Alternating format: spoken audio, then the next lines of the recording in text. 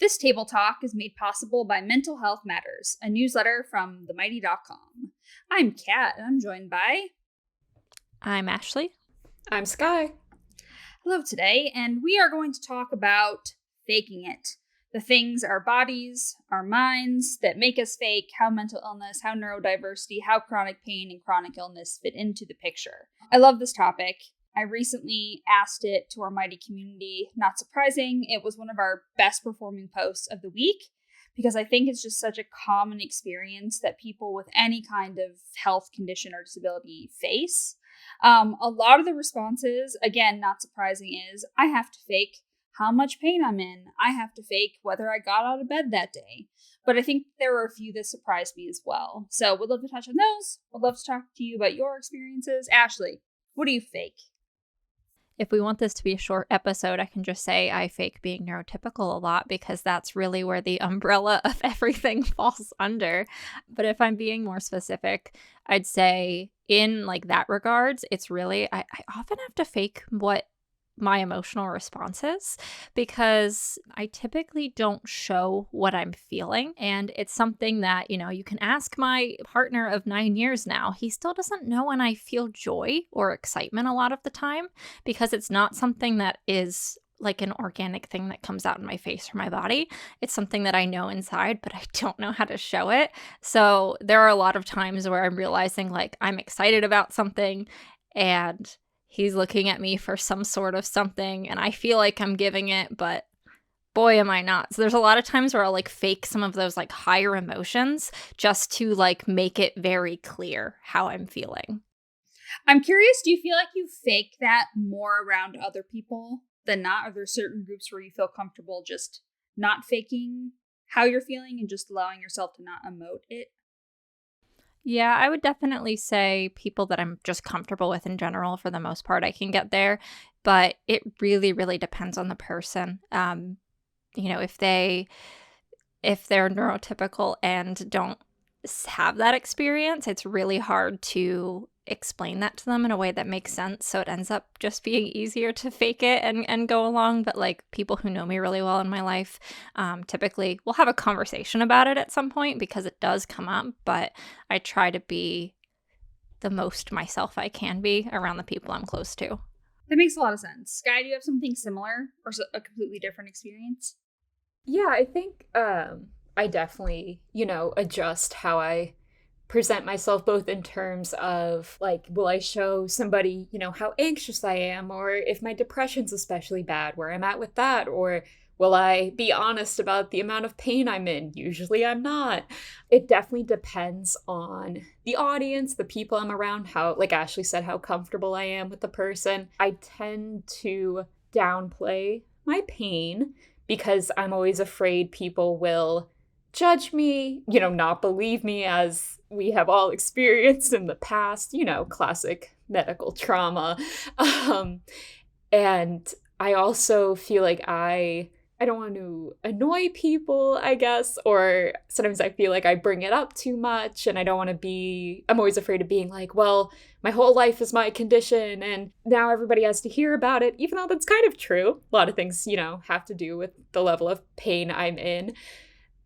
So that's definitely finding that balance between being honest with people and then maybe going a bit overboard or like being too trusting and laying it all out there. That's a balance I'm still working on. Would wanted to add to that just, I spoke about bringing up the high emotions. There are times where I'm like very energetic. It's like hypomanic episodes or like you have those like scattered brain days, especially with like ADHD, where you're like bouncing from topic to topic.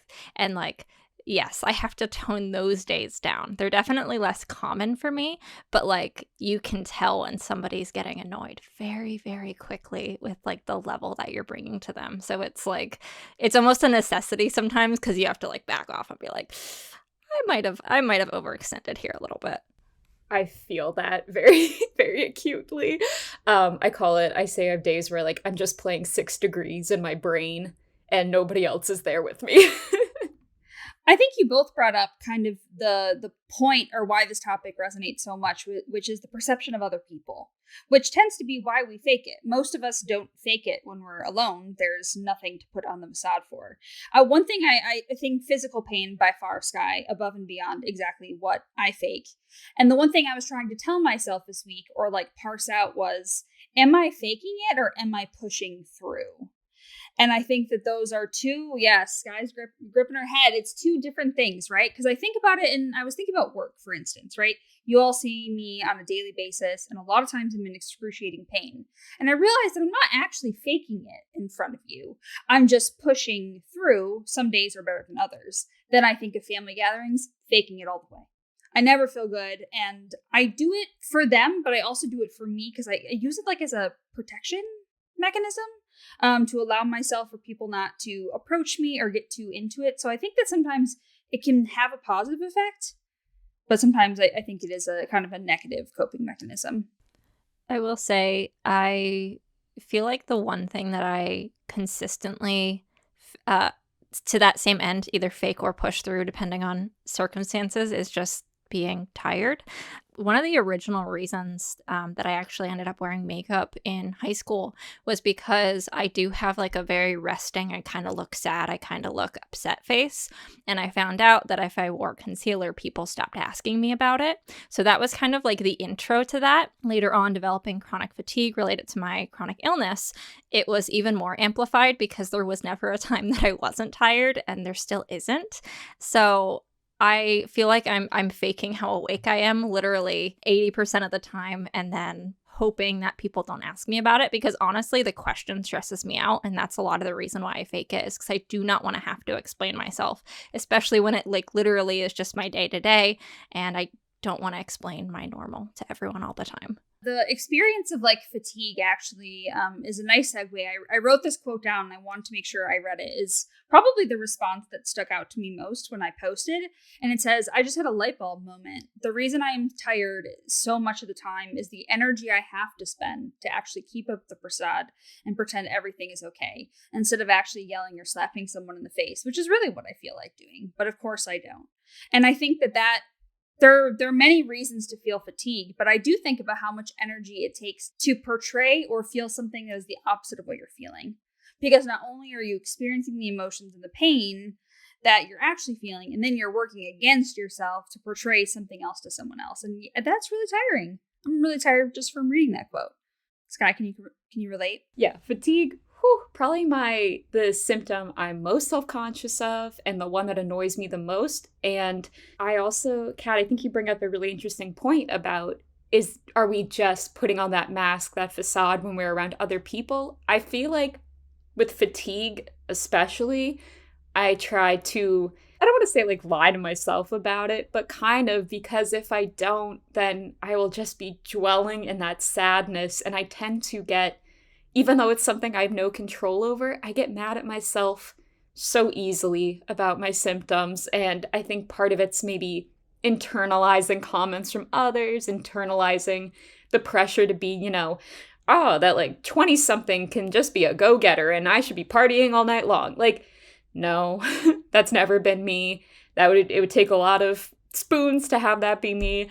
I just want to say same. And I have a lot of energetic friends that I feel really, really bad that I will go hang out with them like 1 in every 4 times, because I cannot do it to the frequency that they can. And if I do, then I'm just hurting myself at the end of the day.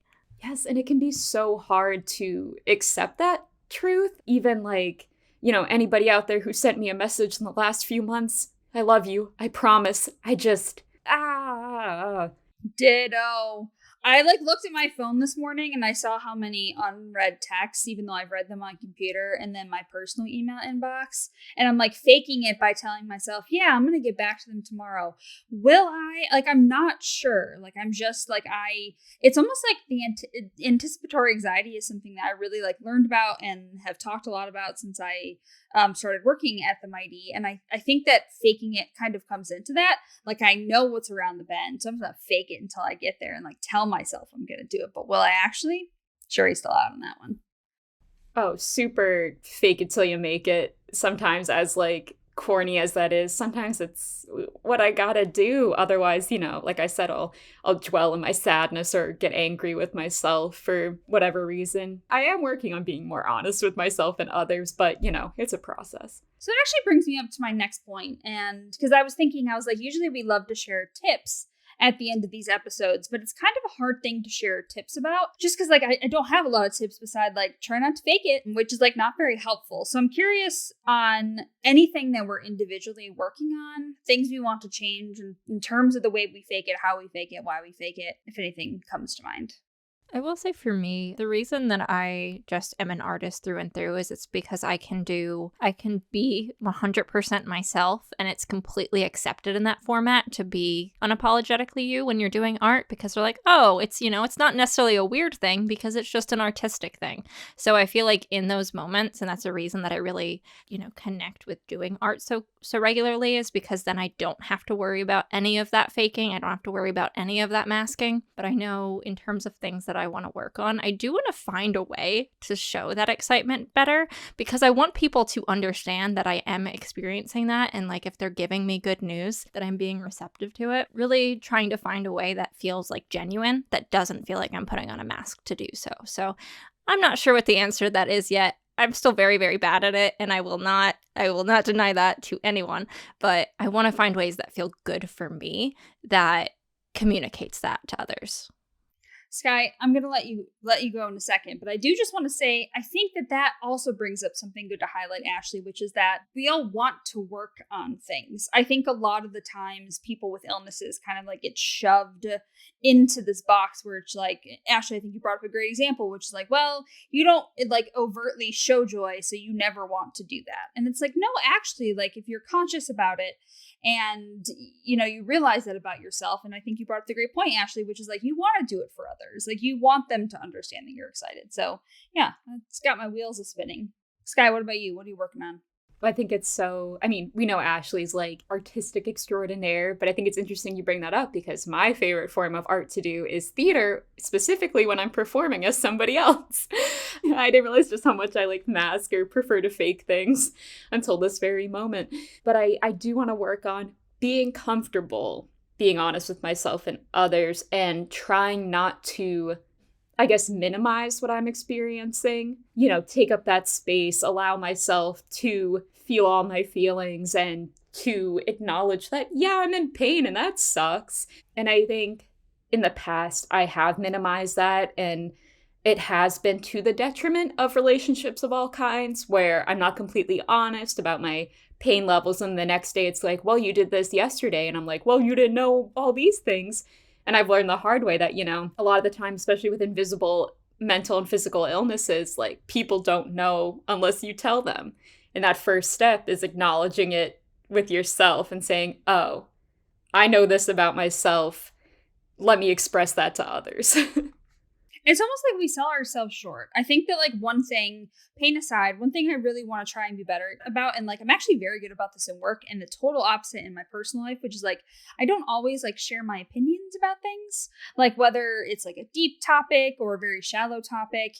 And I think I do it out of I get really anxious when everyone's sharing their opinions, and then I say to myself, but do I have something to add? What if my opinion echoes what someone else is saying?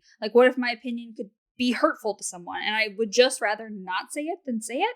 But I think, you said, Skye, I think that gives the impression that I don't care, that I don't have feelings, that I don't want to contribute to conversation, when it's actually the opposite.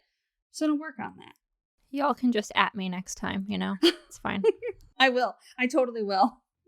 All right. Thank you all so much for being here. If you want more conversations like this, subscribe to Mental Health Matters by going to bit.ly/mhinbox. That's bit.ly/mhinbox. We will see you in your box. Bye. Bye. Bye-bye.